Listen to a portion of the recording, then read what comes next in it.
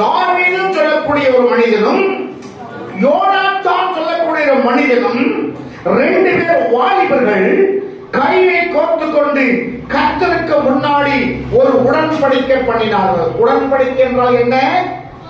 ஒப்பந்தம் பண்ணினார்கள் அல்லது ஒரு தீர்மானம் எடுத்தார்கள். எடுத்து உடன்படிக்கை பண்ணின பின்பு தாவீது காட்டிலே இருந்து விட்டான், யோனாத்தானோ தன் வீட்டுக்கு போனான். இதுதான் இன்றைக்கு பார்க்கிற ஒரு அருமையான ஒரு காரியத்தை பார்க்க போறோம். நீங்க இப்பொழுது எந்த இடத்துல இருக்கீங்கன்னு உங்களுக்கு ஆண்டவர் காட்ட போகிறார். அல்லேலூயா. யோனாத்தானும் தாவீது மாத்திரமல்ல, நீங்களும் நானும் தேவனோடு ஒரு உடன்படிக்கை பண்ணி இருக்கிறோம். விளங்குறவங்க அல்லேலூயா. விளங்குதா? நீங்களும் நானும் தேவனோடு என்ன பண்ணிருக்கிறோம்? ஒரு உடன்படிக்கை, ஞானஸ்தான உடன்படிக்கை. ஞானஸ்தானம் எடுக்கும் போது ஒரு உடன்படிக்கை பண்ணினீங்கல்ல, அதுதான் ஒரு உடன்படிக்கை நீங்க பண்ணி இருக்கிறீங்க. ஆனா தேவன் நம்மளோட பண்ணின உடன்படிக்கையை அவர் மறந்து போவது கிடையாது. அவர் மறக்கிறதும் இல்லை, அவர் சும்மா அசால்ட்டா விடுவதும் இல்லை. அந்த உடன்படிக்கையை அவர் நிறைவேற்ற அவர் வல்லமை உள்ளவராய் இருக்கிறார். ஆனா நீங்கள் நானும் அவரோடு ஒரு உடன்படிக்கை பண்ணி இருக்கிறோம். அந்த உடன்படிக்கையில நாம உறுதியாக இருக்கிறோமா என்று நம்ம பார்க்க போகிறோம். சரிங்களா? இந்த தாவீதை குறித்து நீங்க பார்த்தீங்கன்னா 3 முறை அபிஷேகம் பண்ணப்பட்ட மனிதன். முதல்ல தாவீதை குறித்து சிலருக்கு என்ன செய்யறோம், புதுசா வந்தவங்களுக்கு நான் சொல்லுகிறேன், ஞாபகப்படுத்துகிறேன். இந்த தாவீது பெத்லகேம் சொல்லக்கூடிய ஊரை சேர்ந்தவர். அவர் தகப்பன் பேர் என்ன? ஈசாய். அவங்க அப்பா பேர் என்னது? ஈசாய் சொல்லக்கூடிய மனிதன். எத்தனை பேர் கூட பிறந்த பசங்க? வேதத்துல பெண் பிள்ளைகள் அதிகமா என்ன செய்யறதில்ல, சேர்க்கறதில்ல. ஆண் பிள்ளைகள் மொத்தம் எத்தனை பேரு? 8 பேர். சரிங்களா? ஒரு பெரிய குடும்பம், 8 பேர் குடும்பத்தில் பிறந்தவன். இவன் கடைசி பையனா இருந்தார். சரிங்களா? பாக்கி இருக்கிற அண்ணன்மார்கள் எல்லாமே சவுல் அந்த நாட்களில் ராஜாவா இருந்தான்.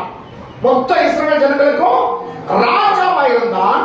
ராஜாவுடைய அரண்மனையில அண்ணன்மார்கள் போர் வீரர்களா இருந்தார்கள். இன்னைக்கு நமக்கு இருந்து பார்க்கும்போது ராணுவ வீரர்கள். சரிங்களா? ராணுவ வீரர்கள் நோஞ்சானையோ நோய் கொண்டவனையோ சேர்க்க மாட்டாங்க. எப்படிப்பட்டவன் சேர்ப்பாங்க? நல்ல திடகாத்திரமா இருக்கிறவன், வாட்ட சாட்டமா இருக்கிறவன், அப்படிப்பட்டவன் தான் ராணுவத்துல சேர்ப்பாங்க. அப்ப ராஜாக்கு காலத்திலேயும் ராணுவம் தான். அந்த ராணுவத்துல சோம்பேறிய, ரொம்ப ஒரு ஜோலிக்கு உதவாதவன், சிறுக்கு பிடிச்சவன, நோஞ்சானையா கொண்டு போய் ராணுவத்துல சேர்ப்பாங்க? சேர்க்க மாட்டாங்கல்ல. அப்ப இவருடைய அண்ணமார்கள் எல்லாமே ராணுவத்துல இருந்திருக்காங்கன்னா அவங்க எப்படி இருந்திருப்பான்னு கற்பனை பண்ணுங்க. சரிங்களா? சேர்ந்துட்டாங்க. இவரை மட்டும் 17 வயசு. இவருக்கு எத்தனை வயசு? 17 வயசு. ஆடு மேய்க்க போட்டுட்டாரு அப்பா. அண்ணமார்கள் ராணுவத்தில் இருக்கிறாங்க. இவனை எங்க போட்டாச்சு? ஆடு மேய்க்க போட்டாச்சு. சரிங்களா? இந்த நேரத்துல தான் சவுல் சொல்லக்கூடிய ராஜாவை ஆண்டவர் புறக்கணித்து தம் இதயத்துக்கு ஏற்ற மனிதனை ஒருவனை தேடினார். அவர் யார் என்று பார்த்தால் தாவீது என்று வேதத்தில் எழுதியிருக்கிறது. அல்லேலூயா. நம்ம கிராமத்துல, நம்ம ஊர்ல, நம்ம கூட பிறந்தவர்களை எத்தனையோ பேர் இருக்கு போய் உங்களை கர்த்தர் தெரிந்து கொண்டதுக்கு நோக்கம் இருக்கா இல்லையா? அல்லேலூயா. சரி, அவங்க ராணுவத்துல தான் வேலை பார்த்தாங்க. ஆனா இவனை ராஜாவாகவே கர்த்தர் மாற்ற போகிறார். ஆமென். ஆகாத தள்ளின கல்லு தலைக்கு மூலக்கல் ஆயிற்றுன்னு வேதம் எழுதியிருக்கிறது. முதல் சாமுவேல் போய் இவனை ராஜாவாக அபிஷேகம் பண்ணுகிறார். 1 சாமுவேல் புத்தகம் 16ஆம் அதிகாரம் 13ஆம் வசனம். 3 முறை இவனை அபிஷேகம் பண்ணினார்கள் என்று வேதத்தில் வாசிக்கிறோம். அதை உங்களுக்கு நினைப்புப்படுத்துகிறேன். 16, 13. அப்பொழுது சாமுவேல் தைல குப்பி எடுத்து அவனை அவன் சகோதரர்கள் நடுவிலே அபிஷேகம் பண்ணினார். என்ன அபிஷேகம்? ராஜா அபிஷேகம். அல்லேலூயா. யாருக்கு முன்னாடி? சகோதரர்களுக்கு முன்னாடி. சகோதரர்கள் எங்க பாக்குறாங்க? வேலை பாக்குறாங்க, ராணுவத்தில் வேலை நான் தான் ராஜா என்று நினைச்சு கொண்டிருந்தவங்க எல்லாம் புறம்பே தள்ளி, வேதம் சொல்லுது, மனுஷன் முகத்தை பார்க்கிறானா, கர்த்தரோ இதயத்தை பார்க்கிறது. மனுஷன் பார்க்கிற விதமாய் கடவுள் நம்மளை பார்க்கிறதே இல்லை. மனுஷன் பார்க்கிற பார்வை வேற, தெய்வம் நம்மளை பார்க்கிற பார்வை வேற. அல்லேலூயா. காக்கா குஞ்சு கருங்குஞ்சாலும் தன் குஞ்சு பொன் குஞ்சு சொல்லுவாங்கல்ல. நமக்கு பார்க்கறது என்ன இப்படி இருக்க கருப்பா இருக்க சொன்னாலும் அந்த காக்காக்கு அந்த குஞ்சு எப்படி இருக்கும், ரொம்ப சந்தோஷமா இருக்கும். நாம் இந்த பூமியில எப்படி இருந்தாலும் தேவன் நம்மளை சந்தோஷத்தோட பார்க்கலாம். அல்லேலூயா. கர்த்தர் நாமத்திற்கு மகிமை உண்டாவதாக ஸ்தோத்திரம். ஒரு நாள் பஸ் போயிட்டே இருந்துச்சாம், கூட்டம் நல்ல கூட்டம். அந்த கூட்டத்துல ஒரு குழந்தை வச்சுக்கிட்டு ஒரு அம்மா இருக்கு, அப்படியே நினைச்சுக்கிட்டே இருக்காங்க. பக்கத்துல நின்று பார்த்து, இந்த அம்மா சும்மா இப்படியே இடிச்சுக்கிட்டு இருக்காங்க. ஏமா நீ வச்சிருக்கிற நாய்க்குட்டி கீழே விடுமா அப்படி இருந்துச்சான். வச்சிருக்கிற நாய்க்குட்டி கீழே விடுமா அப்படின்னு. அது நாய்க்குட்டியில குழந்தது. இவங்களுக்கு எப்படி தெரியுது, நாய்க்குட்டி தெரியுது. அந்த நாய்க்குட்டி கீழே இறக்கி விடு, மனசுக்கே உட்காரு, நிக்கிற கிடமா நாய்க்குட்டி தூக்கி வந்திருக்கியா அப்படின்னு. உடனே அந்த அம்மாவுக்கும் அவனுக்கு சண்டை வந்துருச்சு. ஏன் பையனை பார்த்து எப்படி நீ நாய்க்குட்டி சொல்லலாம், ஏன் பையனை பார்த்து எப்படி நீ சொல்லலாம் அப்படின்னு சொல்லி பயங்கரமா சண்டை போட்டுச்சான்.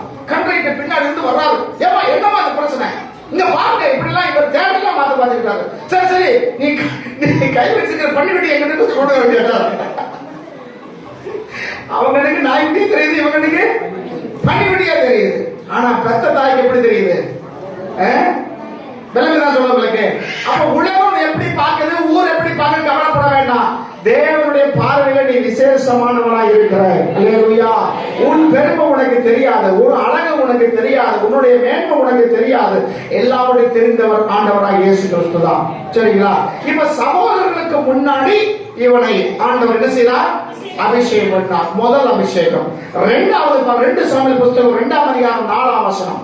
2 சாமுவேல் 2ஆம் அதிகாரம் 4ஆம் வசனம். ஸ்தோத்திரம் ஸ்தோத்திரம். இன்னொருத்தர் எடுத்துக்கொள்ளுங்க. 2 சாமுவேல் 5ஆம் அதிகாரம் 3ஆம் வசனம். எடுத்து சீக்கிரமா. அப்பொழுது யூதாவின் மனுஷர்கள் வந்து அங்கே தாவீதை யூதா வம்சத்தார் மேல் ராஜாவாக அபிஷேகம் பண்ணினார்கள். அல்லேலூயா. சாமுவேல் வந்து தைல குப்பியை ஊற்றி அந்த தைலத்தை ஊற்றி ராஜாவாக அபிஷேகம் பண்ணி விட்டார். இப்ப ராஜா இருக்கு, நாடு இல்ல. ராஜா இருக்கு, நாடு இல்ல. சொல்லுவாங்க எல்லோரும் இந்நாட்டு மன்னர்கள் அப்படின்னு. எல்லோரும் நாட்டுக்கு மன்னரா வந்துட்டா குடிமக்கள் யாரு, குடிமக்கள் யாரு அப்படின்னு ஒரு கேள்வி வருதா இல்லையா? எல்லாருமே இன்ஜினியர் ஆயிட்டா சிட்டாள் யாரு, மம்பட்டியால் யாரு? எல்லாருமே டாக்டர் ஆயிட்டா நோயாளி யாரு? எல்லாருமே வாத்தியார் ஆயிட்டா சொல்லி ஸ்டூடெண்ட்ஸ் யாரு? இல்லைங்களா? இப்ப நம்ம என்ன சொல்றோம்னா, யூதா சொல்லக்கூடிய அந்த மக்கள் ஒரு கோத்திரம் மட்டும் வந்து தாவீதை ராஜாவாக அபிஷேகம் பண்ணினார்களாம். அல்லேலூயா. சரிங்களா? இன்னொன்னு 5:3. இஸ்ரவேலில் மூப்பர்கள் எல்லோரும் முதல் யூதாயை பார்த்தோம். இப்ப யாரு? இஸ்ரவேல் மூப்பர் எல்லோரும் வந்து எப்ரோனிலே ராஜா ஏற்கனவே ராஜா. சரிங்களா? ராஜாவிடத்தில் வந்தார்கள்.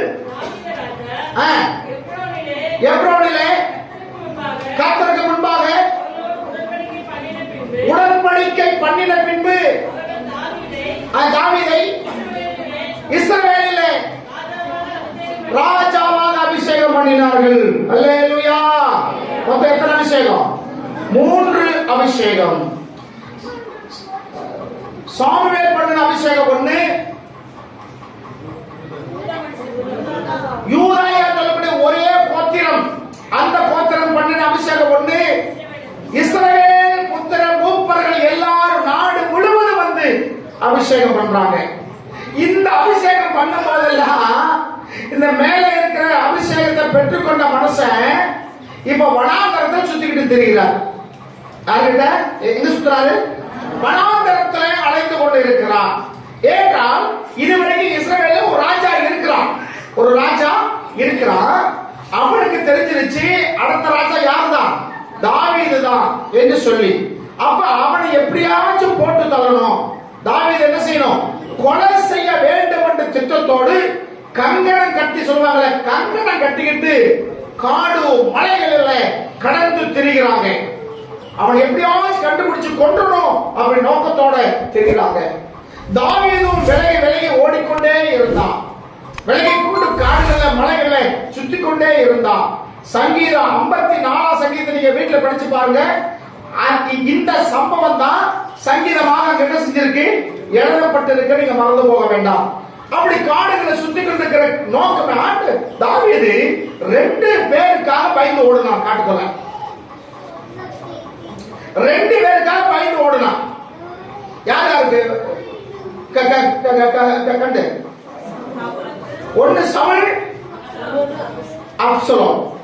ஒன்னு ராஜா இடையில வந்து ராஜாவா மாறின தன்னுடைய மகன் அப்சலோம். 2 பேருக்காக என்ன செய்தான், காட்டுக்குள்ள ஓடி போயிட்டான். ஒண்ணு கவனிச்சுக்கிடுங்க, சவுலுக்காக அவன் பயந்து ஓடவில்லை, சவுலை கொன்று விடுவான் என்று ஓடவில்லை, அப்சலோமுக்காக அவன் ஓடவில்லை, அப்சலோம் என்னை கொண்டு விடுவான் என்று ஓடவில்லை. ஏன் கையால அந்த 2 பேரும் சாகக்கூடாது என்பதற்காக ஓடுனான். வேலைக்கணும் அல்லேலூயா.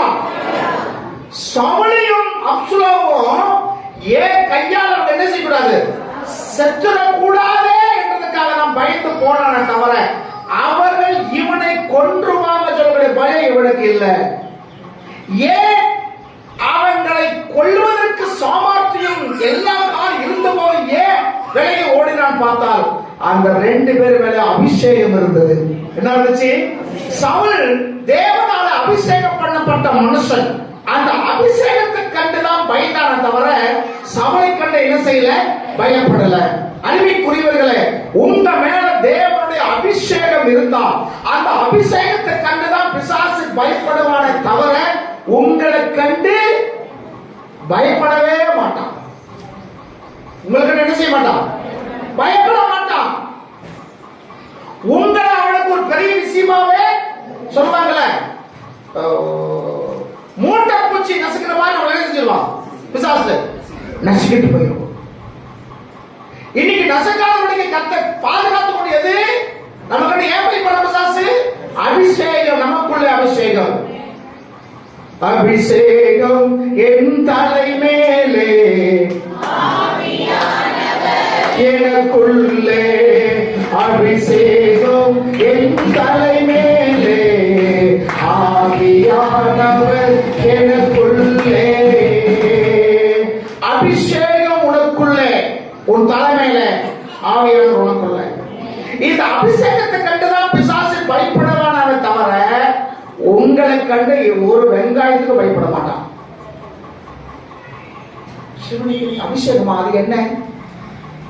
புதுசா வந்தவங்க கேட்கலாம், அபிஷேகம்னா என்ன தெரியலையே, ஞானசாரம் கொடுத்தீங்க அபிஷேகம் கொடுக்கவே இல்லையே, அதுக்கு ஏதாவது காசு கேட்கறீங்களா, பணம் கேட்கறீங்களா? இல்ல இல்ல இல்ல. அபிஷேகம் ஊழிக்க, ஞானசானம் ஊழிக்காரர் கொடுப்பது, அபிஷேகம் கடவுள் கொடுக்கிறது. அல்லேலூயா. அது ஒரு வரம், அது ஒரு வரம். அபிஷேகம் என்பது ஒரு வரம். அதை கேட்டு பெற்றுக்கொள்ளணும். எப்பொழுது கிடைக்கும்? உனக்கும் தெய்வத்துக்கும் உறவு கரெக்டா இருந்தா அந்த அபிஷேகம் உனக்கு கத்தனை செய்வார், தருவார். நீ அபிஷேகம் பெற்றுக் கொண்டதுக்கு அடையாளம் என்ன? அந்நிய பாஷை. என்னது? அந்நிய பாஷை பேசி உனக்குள்ளாக பக்தி விருத்தி அடையும்படி கர்த்தர் கிருபை செய்கிறார். சரிங்களா?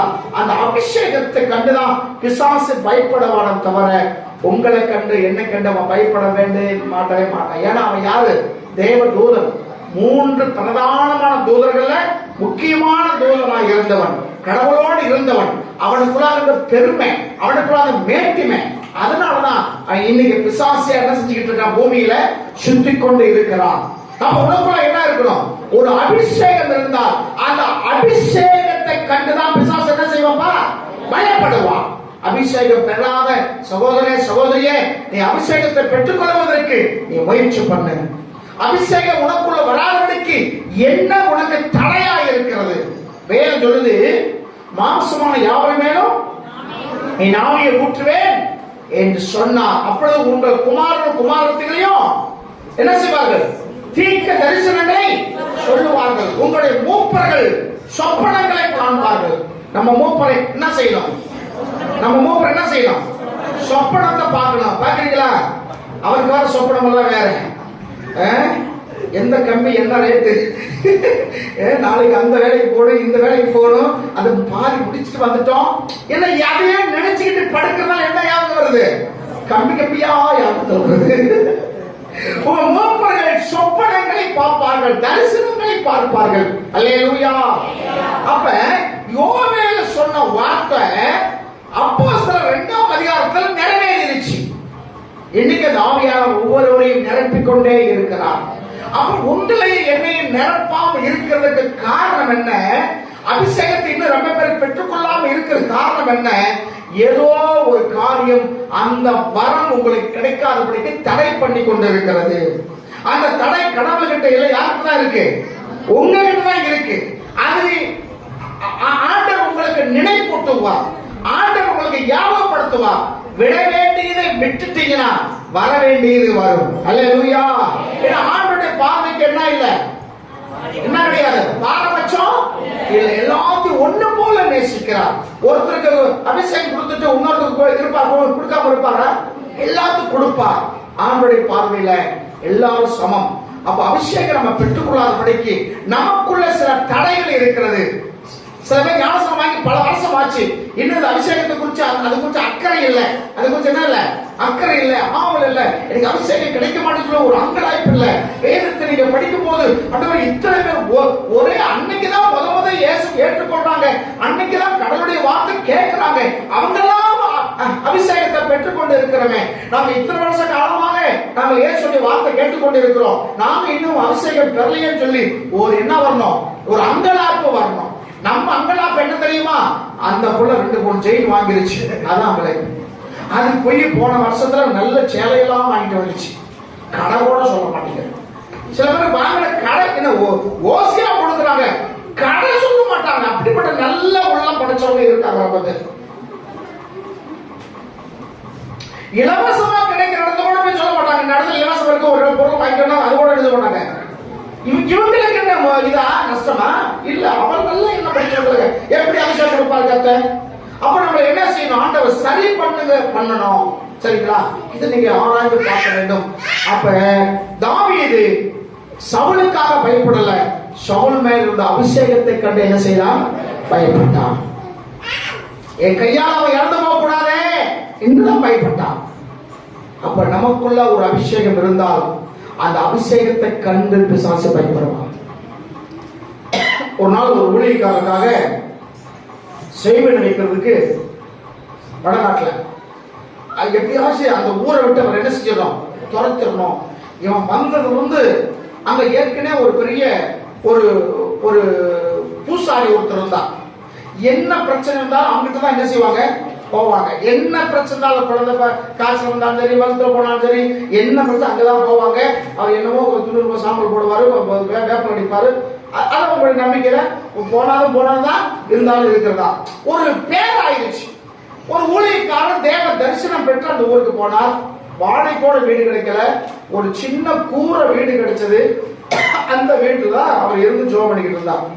இப்ப இவர் போன பிறகு அங்க போன கூட்டம் எல்லாம் இங்க வர்றதுக்கு அவர் காசு வாங்குறாரு.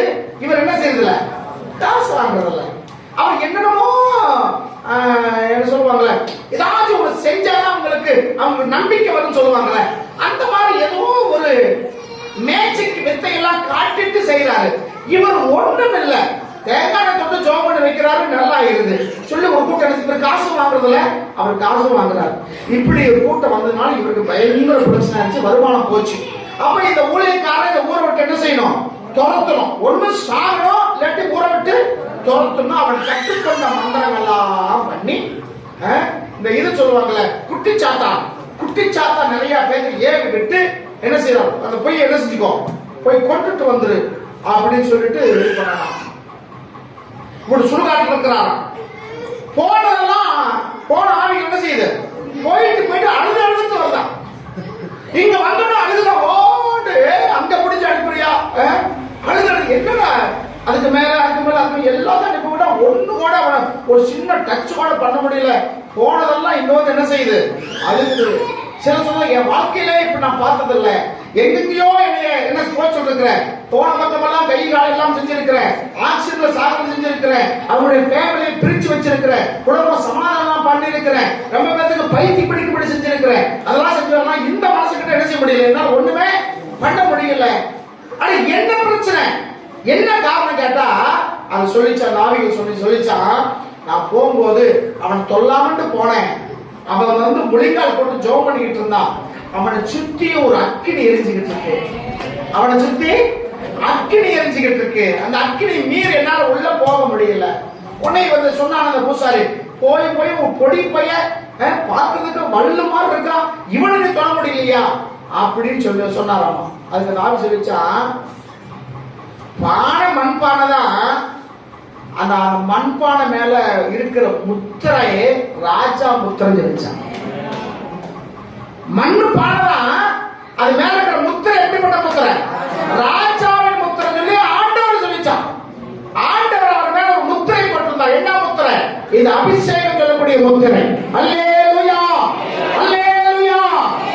அதனால பண்ண முடியல. இன்னைக்கு சாதாரணமான காரியம் இருந்தாலும் அந்த சீட்ல உட்கார்ந்து இருக்கிற சீட்டு தான் பெருசா இருக்கும், ஆள் சின்னதா இருப்பாரு. ஆனா அவர் பச்சைகள் கைத்து போட்டு சீல் வைப்பார் பாத்தீங்களா, அது இருக்கு. அதுக்கு என்ன இருக்கு? எவ்வளவு மரியாதை. கொஞ்ச நாளுக்கு முன்னாடி நம்ம வடத்துக்குள்ள தாசில்தார் ஆபீஸ்ல ஒரு அம்மா தாசில்தாரா இருந்தாங்க. அது கூட்டத்தோடு இருந்திருந்தா நம்ம தாசில்தார் யாருமே சொல்ல மாட்டாங்க. இங்க ஒரு லேண்ட் விஷயத்துக்காக அது பட்டா வந்துருச்சு, அது வந்து ஒருத்தருடைய கைக்குள்ள இடம் இருக்கு, அது அந்த மக்களுக்கு 96 பேர் அவங்களுக்கு அந்த இடம் பங்கிட்டு கொடுக்கணும்னு சொல்லி எங்களோட இயக்கத்தின் சார்பில் போய் போராட்டம் பண்ணணும், பயங்கர காரியம் பண்ணோம். தாசில்தார் எல்லாம் வந்துட்டாங்க. அப்ப நிறைய பெண்கள் வந்திருந்தாங்க. அந்த பெண்களோட போய் அந்த அம்மா நிக்குது. இந்த அம்மாவை விட அந்த வந்த பெண்கள் தான் மேக்கப்ல அதிகமா வந்திருக்காங்க. இந்த அம்மா அந்த அம்மாவுடைய முகம் அமைப்பு எப்படி பார்த்தாலும் தாசில்தாருக்கு லாய்க்கே இல்லை, அப்படி இருக்காங்க அந்த அம்மா.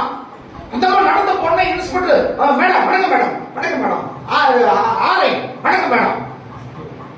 பாத்திரம் மண்ணு பாத்திரம் தான், முத்திரை ராஜ முத்திரை. ஹல்லேலூயா. நீங்க நானும் மண் பாண்டம். நீங்க நான் எப்படிப்பட்டவங்க? மண் பாண்டம். ஆனா நம்ம மேல ராஜ முத்திரை நமக்கு இருக்கா? அந்த அபிஷேகத்தை கண்டுதான் பிசாசு பயப்படுவான தவிர உன்னை கண்டவன் பயப்பட போறதே இல்லை. சரிங்களா? இப்ப இந்த தாவீது வனாந்தரத்தில் இருக்கிறான். எதற்காக? சவுல் கொலை செய்து விடுவான் என்ற அந்த இவனை பார்த்தா போற்றணும்னு சொல்லி இருக்கிறான். இப்ப நான் சொன்னேன், அவன் வந்து ஒளிஞ்சிருக்கிறதுக்கு காரணம் சவுளை கண்டு பயம் இல்ல, சவுல் மேல இருக்கிற அபிஷேகத்தை கண்டு பயந்தான். என் கையில அவன் செத்துறக்கூடாது, அவன் கையில நான் சாப்பிட மாட்டேன், என் கையில அவன் என்ன செஞ்சிருவான்? செத்துருவான். அப்ப ஒரு அபிஷேகம் பண்ணின மனசும் ரத்தப்படி ஏன் மேல வரும் என்று பயந்துதான் ஓடி தெரிந்தான். இப்ப தேசத்துல கேகிலா சொல்லி ஒரு ஏரியா இருக்கு. என்ன ஒரு கேகிலா? கேகிலா சொல்லக்கூடிய ஒரு ஊர்ல பெலிஸ்தீனிகள் வர்றாங்க. கொள்ளைக்கார கூட்டம், கொள்ளை கிடைக்கிற கூட்டம் வருது. அந்த கூட்டம் இந்த கேகிலா சொல்லக்கூடிய பட்டணத்தை கொள்ளை அடிக்கிறாங்க, எல்லா பயிர்களும் அழிக்கிறாங்க, வேண்டிய பொருளெல்லாம் கொள்ளை அடிச்சுக்கிட்டு இருக்கிறாங்க. ஒரு ஊர்ல ஒரு கொள்ளை அடிச்சுன்னா யாருக்கு செய்தி போகணும்? அந்த நாட்டினுடைய ராஜாவுக்கு தான் போகணும். சரிங்களா? அதுக்கு மாறா தாவீதுக்கு இந்த செய்தி போனது. யாருக்கு போச்சு? தாவீதுக்கு. நியாயப்படி ராணுவம் இருக்கிறது, ராஜா இருக்கிறது எங்க? அங்கதான் செய்தி போகணும். இவன் வனாந்தரத்துல சுத்திக்கிட்டு இருக்கிறான். இவனுக்கு செய்தியை கொண்டு போனார்கள். 1ஆம் வசனம் 23:1. இதோ பெலிஸ்தீனர் கேகிலாவின் மேல் யுத்தம் பண்ணி களஞ்சியங்களை கொள்ளையிடுகிறார்கள் என்று தாவீதுக்கு அறிவிக்கப்பட்டது. யாருக்கு இது பண்ணணும்? அறிவிக்கணும். ராஜாவுக்கு அறிவிக்கிறதுக்கு பதிலாக களஞ்சியங்களை கொள்ளையடிக்கிறான் என்று சொல்லி தாவீதுக்கு செய்தி போகிறது. அவன் தன் கூட இருந்தவர்களை ஆண்டவருடைய அனுமதி கேட்டு அங்கு யுத்தத்துக்கு வருகிறான். வந்து மீட்டுக் கொள்ளுகிறான். அந்த பெலிஸ்தர்களை அடிச்சு துவம்சம் பண்ணி எல்லாரும் நினைச்சிட்டாங்க, விரண்டு ஓடி போயிட்டாங்க. ஓடி போனோன்னு இவரும் காட்டுக்குள்ள போயிட்டார். இந்த நியூஸ் யாருக்கு வருது? சவுலுடைய மகனாகிய யோனாத்தான் காதுக்கு வருது. சரிங்களா? யோனாத்தானும் தாவீதும் நல்ல நண்பர்கள். அல்லேலூயா. யோனாத்தானும் தாவீதும் நல்ல நண்பர்கள். யோனாத்தான் யாருடைய மகன்? யாருடைய மகன்? ராஜாவுடைய மகன். தாவீது யாருடைய மகன்? ஆடு மேய்க்கிறனுடைய மகன். சரிங்களா? இந்த ரெண்டு பேருக்கு க்ளோஸ் பாருங்களேன். ராஜாவுடைய மகன் ராஜாவுடைய மகனுக்கு கூட தான் ஃப்ரெண்டா இருப்பான். ஏன் தகுதிக்கு உன்னோட பழக மாட்டேன், ஏன் தகுதிக்கு உன்னோட சேர மாட்டேன், நான் யார் தெரியுமா அப்படின்னு தான் நினைப்பாங்க. பணக்கார பசங்களோட தான் உறவை வைத்திருப்பாங்க. அப்புறாணி சப்பராணி பிள்ளைகள் அவங்களுக்கு தகுந்தாப்புல தான் வச்சிருப்பாங்க. ஒருவேளை ஏழை சகோதரன் ஒரு பையனும் ஒரு பணக்கார பையனும் ஃப்ரெண்டா இருப்பது முடியாத காரியம். ஒருவேளை 101 1001 அப்படி ஃப்ரெண்டா இருந்தாலும் யாருக்கு யாருனால பெருமை? இவ்வளவு பணக்கார எனக்கு ஃப்ரெண்டு அப்படி சொல்லும் போது யாருக்கு பெருமை? இந்த ஏழை சகோதரனுக்கு தான் பெருமை வரும். பணக்கார பையன் ஒரு ஏழை பையன் அவனை பார்த்து நீ என்னுடைய ஃப்ரெண்ட்னா இவனுக்கு ஏதாச்சும் இருக்கா? கிடையாது.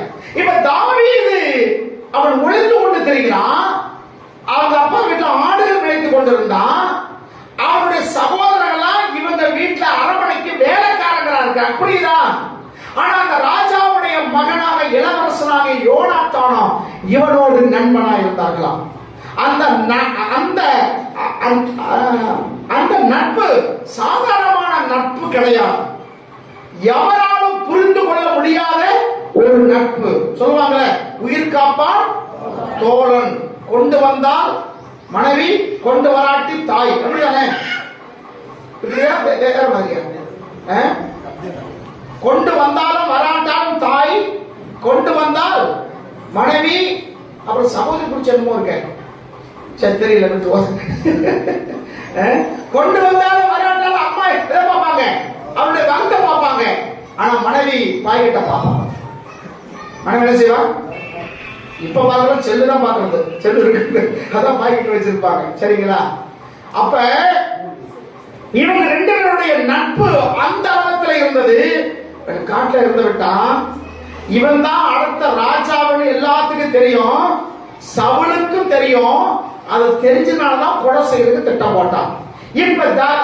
இப்ப சவுலுடைய மகன் என்ன செய்யறான்? வர்றான். அனுதினமும் தேடுறான் சவுல். ஆண்டவர் இவன் அவன் கண்ணுக்கு என்ன செய்யல, கட்டுப்படவே இல்லை. அதெல்லாம் நீங்க 14 வசனம் பாருங்க. கீழ் பாருங்க. சீப்பெண்ண வனாந்தரத்தில் இருக்கிற ஒரு மலையில் தரித்திருந்தான். சவுல் அனுதினமும் அவனை தேடியும் தேவன் அவனை அவன் கைக்கு ஒப்பு கொடுக்கவில்லை. பிசாசு உங்களை அனுதினமும் தேடினாலும் கர்த்தர் உங்களை அவன் கையில ஒரு நாள் ஒப்பு கொடுக்க மாட்டான். அல்லேலூயா. காரணம், நீங்க ஆண்டவருடைய கரத்துக்குள்ளாக வந்துட்டீங்க. ஆண்டவருடைய கரத்துக்குள்ளாக வந்திருக்கிற உங்களை பிசாசு ஒரு நாளும் பறித்து கொண்டு போகவே மாட்டான். எத்தனை பேர் விசுவாசிக்கிறீங்க? கையில் சொல்லுவோமா? அல்லேலூயா. அனுதினமும் தேடினான். கர்த்தர் அவனை என்ன செய்யல, அவன் கையில ஒப்பு கொடுக்கவே இல்லை. இப்ப சவுலுடைய மகன் யோனாத்தான வந்துதான் அவன் சொல்லிட்டு இருக்கிறாரு. இப்ப வாசிங்க 17ஆம் வசனம். யாரை பார்த்து? யாரை பார்த்து? தாவீதை பார்த்து. எப்பா, என் சகோதரனே, அப்பா இவனை கொலை செய்யறதுக்கு திட்டம் போடுறான். மகன் வந்து சொல்றான், நீ பயப்படாத. எங்க உனக்கு எதிர்ப்பு ஒரு காரியம் இருக்குதோ அங்கேயே கர்த்தர் உனக்கு சாதகமான காரியத்தை வைத்திருப்பார். ஆமென். பட்சிக்கிறவனிடத்திலிருந்து பட்சணம் வந்தது என்று நியாயாதிபதிகளை நம்ம வாசிக்கிறோம். இப்ப யோனாத்தான் சொல்லுகிறான், பயப்படாத, எங்க அப்பா கையில நீ ஒருபோதும் சிக்க மாட்டேன். அவன் கைக்கு உன்னை எழுதி கண்டுபிடிக்கவே முடியாது. ஆனா இவனுக்கு தெரியும் இவன் எங்க இருக்கான்னு சொல்லி. இவன் நினைச்ச ஒரு செகண்ட்ல அப்பாவுக்கு தெரிஞ்சிடும். ஆனா இவன் மேல் வைத்த அந்த அன்பு, இவன் மேல் வைத்த அந்த பிரியம், இவன் மேல் இருக்கிற அந்த பாசம், தகப்பனை கூட பகைக்கிறான் தவிர இவனை பகைக்கவில்லை. அல்லேலூயா. வாசிங்க, கண்டுபிடிக்க மாட்டாது. நீர் இஸ்ரவேல் மேல் ராஜாவாய் இருப்பீர். எவ்வளவு பெரிய வார்த்தை தெரியுமா? நீங்க ஃபர்ஸ்ட் இந்த 3 வசனங்களை வாசிச்சீங்க, வாசிச்சுட்டே போயிட்டீங்க. நிறுத்தி பாருங்க. இப்ப அந்த நாட்டுக்கு ராஜா யாரு? யாரு? அட சொல்லுங்க. சவுல். அப்படிதானே? ராஜா சவுல். ராஜா சவுல் இறந்து போயிட்டு அடுத்த ராஜா யாரா வரணும்? யோனாதான் தான் வரணும். அதானே? இன்னைக்கு இளவரசன், தகப்பன் உயிரோடு இருக்க வரைக்கும் இளவரசன். தகப்பன் இறந்து போயிட்டா இவர் ராஜாவாக மாறுவார். இவர் தான் ராஜாவா இருக்கணும். ஆனா இவர் சொல்றாரு, நீர் இஸ்ரவேல் மேல் ராஜாவா இருப்பீர். அல்லேலூயா. எவ்வளவு பெரிய மனசு பாருங்க. நான் வர வேண்டிய பொறுப்புக்கு நீயா வர போற. சோறு கத்து எடுத்து குத்தி போட்டு வந்துட்டா ஒண்ணு பண்ணவே சரித்திரங்கள் மாறி இருக்கும். நான் ராஜாவா வர வேண்டியது. எங்க அப்பா இப்ப ராஜா, நான் இளவரசர். அடுத்து எங்க அப்பாவுக்கு பிறகு நான் தான் ராஜா வர போறேன். யாருக்காச்சும் இந்த மனசு வர, நீங்க தான் ராஜாவான்னு சொல்ற மனசு வருமா? பாருங்க, சொல்றாரு, நீர் ராஜாவா இருப்பீர். அப்பொழுது நான் உங்களுக்கு 2ஆவதா இருப்பேன். எவ்வளவு பெரிய மனசு யோனாதான் மனசு பாருங்க. நீங்க ராஜாவா வந்துட்டீங்கன்னா நான் 2ஆவது இருப்பேன். அப்படின்னா அர்த்தம் நான் வந்து மந்திரியா இருப்பேன். நீங்க ராஜா, நான் மந்திரி. சொல்றது யாரு? இளவரசன். நீங்க ஃபர்ஸ்ட் இடத்துல இருப்பீங்க, நான் செகண்ட் இடத்துல இருப்பேன். இவனுக்கு தெரியும் ஆண்டவர் சவுலோட இல்லை என்று தெரியும். யாருக்கு? யோனாதான் மகனுக்கு தெரியும். யோனாதான் தேவனுக்கு பயந்த ஒரு மனுஷன், ஆண்டவரை அதிகமாக கீழ்ப்படுகிற ஒரு மனுஷன். சவுலும் ஆரம்பத்தில் நல்லா தான் இருந்தா, இவனுக்கு ஒரு பெருமை வந்ததுனால ஆண்டவர் அவனை விட்டு விலகிட்டான். தகப்பன் மாறலாம். இன்னைக்கு ஆரம்பத்தில் நல்லா தான் இருக்கிறீங்க, ஒரு குறிப்பிட்ட வயசுக்கு பிறகு, ஒரு குறிப்பிட்ட நாளுக்கு பிறகு என்ன வந்து போயிருது? நமக்கு பெருமை வந்து போனா ஆண்டவர் நம்ம விட்டு என்ன செய்வாரு? போயிருவா. ஆண்டவர் நம்ம விட்டு போனதை நம் கூட இருக்கிறவர்கள் கண்டுபிடித்து விடுவார்கள். வெளியிருக்கவும் தெரியாது. கூட இருக்கிற மனைவி கண்டுபிடித்து விடுவா, பிள்ளைகள் கண்டுபிடித்து விடுவார்கள். விளங்குறதுக்கா சொல்றது? ஆனா வெளியே காட்டிக்கிட மாட்டாங்க. வெளியே என்ன செய்ய மாட்டாங்க? காட்டிக்கிட மாட்டாங்க. ஆனா தெரியும் ஆண்டவரோட தகப்பன் இல்லை என்று சொல்லி. சரிங்களா? ஆனா இவன் கடவுளுக்கு பயந்த மனுஷனா இருந்தான். இவனுக்கு தெரியும் ராஜா, அடுத்த ராஜா நீர்தான். நீர்தான் முழு இஸ்ரவேலுக்கு ராஜாவா இருக்க போறீர். உண்மைதான் கர்த்தர் ராஜாவாக அபிஷேகம் பண்ணிவிட்டார்.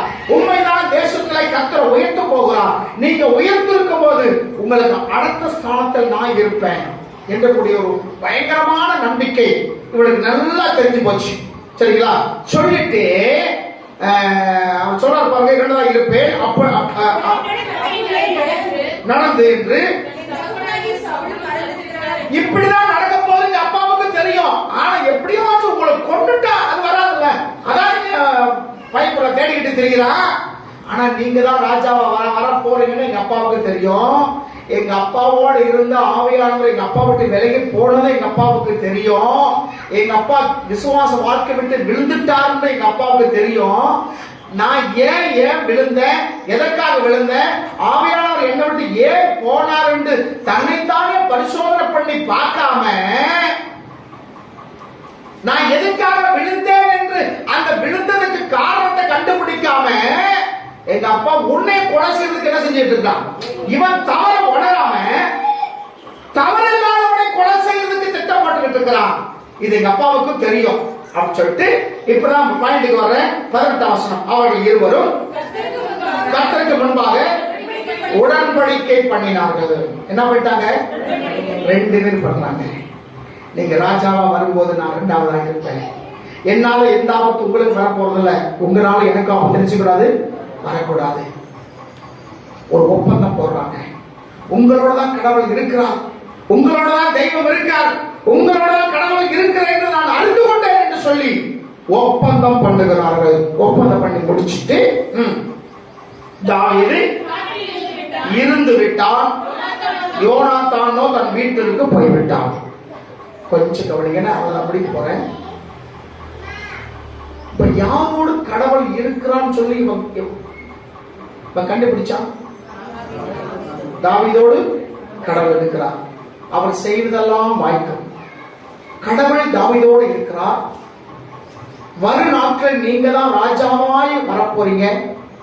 இத்தனையும் வெளிப்பாடுகளையும் பெற்ற மனுஷன் யாரோட இருந்திருக்கணும்? யாரோட இருந்திருக்கணும்? தாவீதோடு இருந்திருக்கணும். ஆனா இவன் எங்க போறான்? மறுபடியும் தகப்பன் வீட்டுக்கு போறான், தன் வீட்டுக்கு போனான். இங்க கடவுள் இருக்கிறார் உண்மை, தேவன் இங்க இருக்கிறார் உண்மை என்று புரிந்து கொண்டும் அநேகர் போயிட்டு இருக்காங்க. மறுபடியும் உலகத்துக்கு போறாங்க. ஆண்டவருடைய வார்த்தை நிறைவேறும் என்று நம்பிக்கை இருந்த மனசை எங்க இருந்திருக்கிறோம்? ரூத் நெகோமியை பார்த்து சொன்னா, நெகோமி சொன்னா, ஏமா உன்னுடைய சகோதரி ஒருபால் என்ன செஞ்சா? வந்தா ஒரு கிஸ் கொடுத்தா ஓடி போயிட்டா. நீ அப்படிதான், நீயும் போ.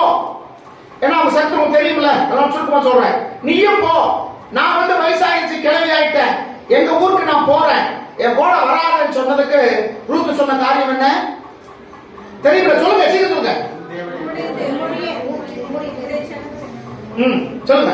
என்னுடைய ஜனங்கள் உம்முடைய தேவன் என்னுடைய தேவன், மரணமே அல்லாமல் உம்மை விட்டு என்னை பிரிக்க. பாரு கிளவி, மரணமே அல்லாமல் யாரும் உம்மை விட்டு என்னை பிரிக்க மாட்டார். நீ எங்க போனாலும் அங்க நான் வருவேன், நீ எங்க இருந்தால் நான் அங்க இருப்பேன். காரணம், இவளுக்கு ஒரு பெரிய ஆசீர்வாதம் வரப்போகுதுன்னு இவளுக்கு தெரியாது. அதான் அன்பு. இப்ப யோனாத்தானுக்கு நல்லா தெரியும் கடவுள் தாவீதோடு இருக்கிறது தெரியும். இந்த தாவீது ஒரு நாட்களே பெரிய ராஜாவாய் தேசத்துக்கே ராஜாவாய் வரப்போறான்னு தெரியும். அவர் ராஜா வந்த போது நான் இரண்டாவது இருப்பேன் சொல்லி அதுவும் தெரியுது. இத்தனை தெரிஞ்சிட்டு தாவீதோடு இருக்கிறதுக்கு பதிலா மறுபடியும் எங்க போயிடறான்? பழைய இடத்துக்கே போயிடறான். இத்தனை வார்த்தையை நம்ம கேட்டாலும் மறுபடியும் எங்க போயிடறோம்? பழைய இடத்துக்கே போயிடறோம். ஏன்? உலகம் உங்களை இழுக்குது.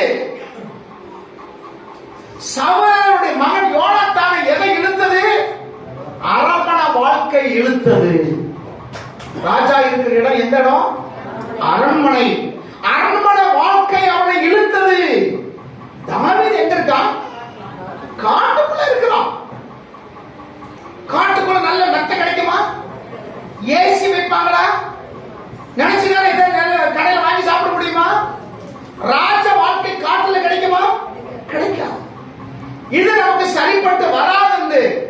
இத்தனையும் சொன்ன பயமுள்ள எங்க போயிட்டான்? பழைய ராஜ வாழ்க்கைக்கே போயிட்டான். புரியுதா சொல்லுங்களுக்கு? ஆண்டவர் இந்த இடத்துல இருக்கிற உண்மை, தேவனை ரட்சித்தது உண்மை என்று அறிந்து கொண்ட நீங்க தாவீது இருக்கும் இடத்துலதான் இருக்க வேண்டும். அல்லேலூயா. தேவன் எங்க இருக்கிறாரோ அங்க இருக்க வேண்டும். தேவன் வனாந்தரத்தில் இருக்கிறாரா? அங்க இரு. இஸ்ரவேல் ஜனங்கள் வனாந்தரத்தில் நடந்து வந்தார்கள். அங்க கர்த்தர் இருந்தார் இல்லையா? தேவன் இருக்கிற இடம் தான் பரலோகம். அல்லேலூயா. தேவன் இருக்கிற இடம் தான் பரலோகம். தேவன் சொன்னார், உனக்குள்ளே நான் இருக்கிறேன். இந்த காரியத்தை அனுபவிக்காதபடிக்கு இத்தனையும் தெளிவை கண்ட இந்த யோனாத்தான் மறுபடியும் அரண்மனை வாழ்க்கைக்கு போய்விட்டான். ஞானஸ்நானம் பெற்றிருக்கிற அருமைக்குரியவர்களே, விசுவாசிகளே, கர்த்தர் நம்பி இருக்கிற ஜனங்களே, தேவன் இயேசுதான் மெய்க்கடவுள் அறிந்திருக்கிற நாம் அவரோடு இருக்க வேண்டும். அவரோடு என்ன செய்யணும்? இருக்கணும். அவரோடு இருக்கணும். யோவான் சுவிசேஷம் 6ஆம் அதிகாரம் 66 வசனம். சீக்கிரம் வாசிக்குமா? சீக்கிரம் வாசிங்க. சீக்கிரம், டைம் ரொம்ப போச்சு. ஸ்தோத்திரம். யோவான் சுவிசேஷம் 6ஆம் அதிகாரம் 66வது வசனம். அன்று முதல் அவருடைய சீசர்கள் அநேகர் அவரோடு கூட நடவாமல் பின்வாங்கி போயிட்டாங்க. இயேசுவோடு நடக்க வேண்டியவர்கள் நடக்காம பின்வாங்கி போயிட்டாங்க. என்ன காரணம்? இவர் சொல்லுற வார்த்தை கடினமான வார்த்தையா இருக்கிறது. இதுல யார் யார் நினைச்சிருக்க முடியும்? காலையில ஜெபிக்கணுமாமா, நைட்டும் ஜெபிக்கணுமாமா, காலையில பைபிள் படிக்கணுமாமா, இந்த நேரத்தில் ஆண்டவர் நினைச்சுக்கிட்டு இருக்கணுமாமா, இதெல்லாம் யாரால முடியும்? நாங்க முன்னாடி அப்படி எல்லாம் இல்லை. முடிஞ்சா மாசத்துக்கு ஏதோ ஒரு இடத்துக்கு போயிட்டு வருவோம். இல்லன்னா வருஷத்துக்கு ஒரு தடவை இடத்துக்கு என்ன செஞ்சிருவோம், போயிட்டு வருவோம். இங்க மாதிரி மணிக்கணக்கா உட்கார வச்சு யாரும் பேச மாட்டாங்க. நான்லாம் 10 நிமிஷத்துல ஒரு இடத்துல உட்காராத ஆளாக்கும். என்னைக்கெல்லாம் அங்க என்ன செய்ய முடியாது, உட்கார வைக்க முடியாது. இது ரொம்ப கடினமா இருக்கு. ஆமா இல்லையா? மற்ற இடங்களில் இப்ப இந்த கடினம் இல்ல. போவாங்க, ஏதோ பண்ணுவாங்க, கொடுத்துட்டு வந்துகிட்டே இருப்பாங்க. இங்க போயிட்டு வர நேரம் தான் அதிகமா இருக்குது. அங்க இருக்கிற 5 நிமிஷமோ 10 நிமிஷமோ விளக்குதுங்களா? இது கடினமான காரியம் என்று சொல்லி அநேகர் இயேசுவுக்கு பின்னாடி நடக்காமல் விலகி போயிட்டாங்க. விலகி போனவங்க சரித்திரமே இல்லாம போயிடுச்சு. எங்க போனாங்கன்னு தெரியல. நிறைய வசனங்கள் இருக்கு, அதெல்லாம் நம்ம பார்க்கறதுக்கு நேரம் இல்லை. ஆகையினால இங்க என்ன சொல்லப்பட்டிருக்கிறது, அங்கே தாவீதோட இருக்க அவனுக்கு மனசு இல்லை. தாவீதை விட்டு எங்க போயிட்டான், தகப்பன் வீட்டுக்கு என்ன செய்தான், அவன் வீட்டுக்கு போயிட்டான். அவன் தகப்பன் எப்படிப்பட்டவன், ஆண்டவர் அவனை விட்டு விலகிட்டான். அபிஷேகம் இழந்த மனுஷன், ரட்சிப்பு இழந்த மனுஷன். ரட்சிப்பு இழந்த மனசோடு நீங்க சேர்ந்தீங்கன்னா உங்களையும் ரட்சிப்புக்குள்ள இல்லாம அவனும் என்ன செய்வான், உன்னை விலகி கொண்டு போயிடுவான். அப்படி என்ன அது, ஏற்கனவே சர்ச்சுக்கு வந்து பின்வாங்கி போயிருக்காங்களே அவங்களோட நீ அதிகமான பேச்சு கொடுத்தீங்கன்னா அவன் ஆண்டு விட்டு பின்வாங்கி போகிறதுக்கு ஏதாச்சும் சில கதைகள் வச்சிருப்பான். அந்த கதைகள் உங்ககிட்ட பேசி உன்னையும் விசுவாசத்தை விட்டு கெடுத்து விடுவான். நீங்க என்ன நினைப்பீங்க, ஆமா அவங்களாம் முன்னாடி சர்ச்சுக்கு போனவங்க தான், அவங்களாம் முன்னாடி வந்தவங்க தான், அவங்களாம் பொய்யா சொல்லுவாங்க, அவங்களே இப்படி சொல்லாம இருப்பாங்களா, அவங்களே போகலையாமா, நாம எதுக்கு போகணும்னு அது நாசமா போயிடும். அதோட சேர்ந்து இவனும் நாசமா போயிடும். இங்க இயேசுவோட பின்னாடி நடக்காமல் என்ன செய்ய அநேக வழி விலகி போயிட்டாங்க. இது எச்சரிப்பின் வசனம். இது அரவணை வாழ்க்கை, மெயின் காட்டு வாழ்க்கை எனக்கு என்ன செய்யல, பிடிக்கல. ஏன்னா ராஜாவா இருந்தவன் இல்லையா, இளவரசனா இருந்தவன், கையை தட்டா யார் அங்கே ஒருத்த வருவான். என்ன தேவை, படுக்கும் போது பாட்டு படிச்சுக்கிட்டே இருப்பாங்க, கை கால் பிடிச்சு அமைக்கிட்டே இருப்பாங்க. ராஜாவுக்கு அவ்வளவு சொகுசான வாழ்க்கை. சரிங்களா? இப்ப காட்டுக்குள்ள கிடைக்குமா, கிடைக்கும். அவன் கடவுள் இருக்கிறது உண்மை, தேவன் உன்னோட இருக்கிறார், நீ செய்தெல்லாம் வாய்க்கும், எல்லாத்தையும் தெரிஞ்சுக்கிட்டு மறுபடியும் எங்க போறான், பழைய வாழ்க்கைக்கே போறான். இவ்வளவு தாங்கினவன் கடவுள் தாவீதோடு இருக்கிறார் என்று அறிந்து கொண்ட மனுஷன் தாவீதோடு இருக்காம போனதினால 2 சாமுவேல் 1ஆம் அதிகாரம் 26வது வசனம்.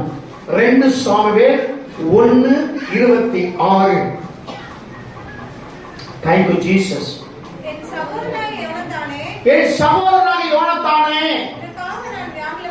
23 வாய்ச்சி வீட்டுல வாய்ச்சி பாருங்க. ஒரு யுத்தம் வருது, பெலிஸ்தர்கள் வர்றாங்க, ஸ்தோத்திரம். இவங்க வராங்க, ஆமா அமலேக்கியர் வர்றாங்க, யுத்தம் பண்றாங்க. ஒரு மலையினுடைய கொடுமுடியில உயரமான இடத்துல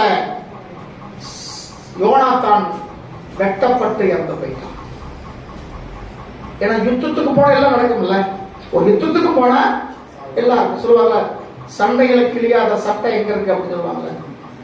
யுத்தம் வந்து விட்டால் லாபம் இருக்கும், நஷ்டமும் இருக்கும். ஒரு யுத்தம் வந்தது, அந்த யுத்தத்துல யோனாத்தான் இறந்து போயிட்டான். இந்த செய்தி யாருக்கு வருது, தாவீதுக்கு வரும்போது அவன் அழுகிறான் பாருங்க. வசமா, என் சகோதரனே உனக்காக நான் கவலைப்படுகிறேன், வியாகுலப்படுகிறேன். யோனாத்தானே, என் சகோதரனே, என் போல கணவனுக்கு உனக்கு தெரியுமடா, என் நான் தான் ராஜா வரப்போ நீதாண்டா சொன்ன, நான் செய்ததெல்லாம் வாய்க்கபடி சொன்னீங்கள, என் போல இருக்காம மறுபடியும் அபிஷேகம் இழந்த மனசோட சேர்ந்து இப்ப வெட்டுப்பட்டு செத்து போயிட்டியே. அது அர்த்தம். இதெல்லாம் பைபிள் இல்ல. வாசி, நீ வெகு எனக்கு இன்பமானவன், உன் சிநேகம் எனக்கு ஆச்சரியமானது, அதிகமா இருந்தது. பராக்கிரமசாலிகள் விழுந்து போனார்களே,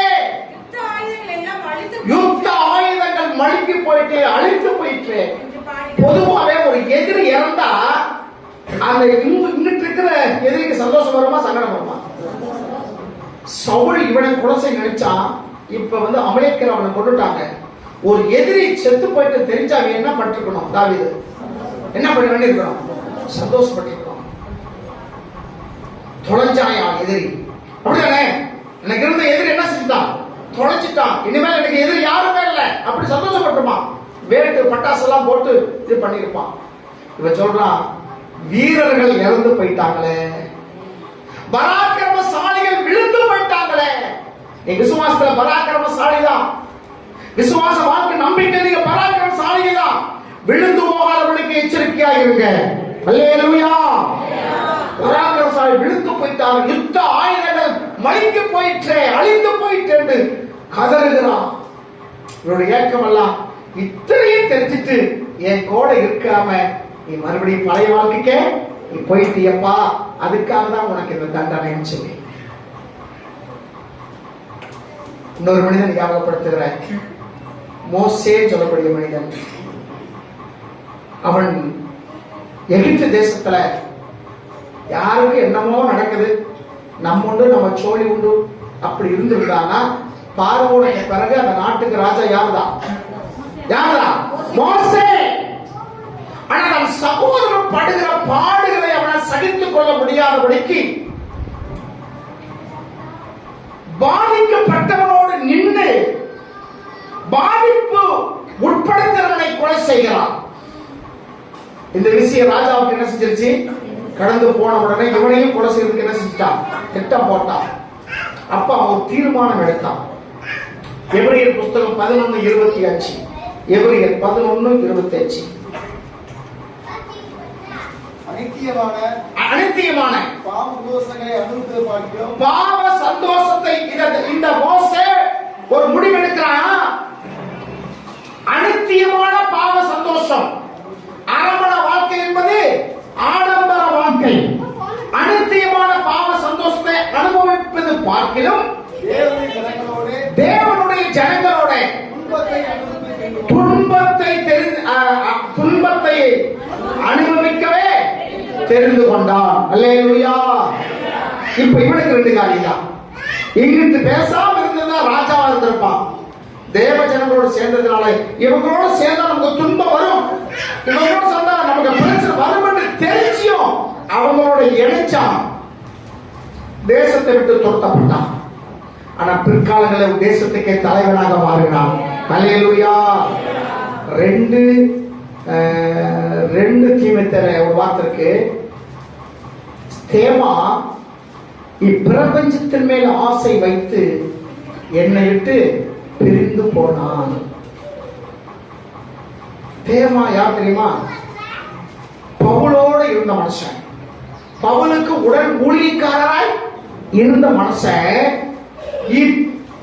உலகத்தின் மேல ஆசை வச்சு என்னை விட்டு என்ன செஞ்சிட்டான்? பிரிஞ்சு போயிட்டான். வாசிக்கிறீங்க போதுமா? இதேதான் வசனமே தான்.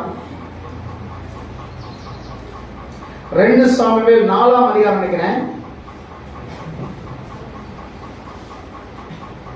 4:10. 2 தீமோத்தேயு 4:10.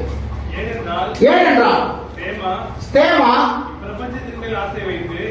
பிரபஞ்சம் உலகம், இந்த உலகத்தின் மேல ஆசை வச்சு என்னை விட்டு பிரிந்து தெசலோனிக்கே போயிட்டான். தெசலோனிக்கே போனா அந்த இடத்துக்கு சுகமா வாழ்க்கை போன மாதிரி.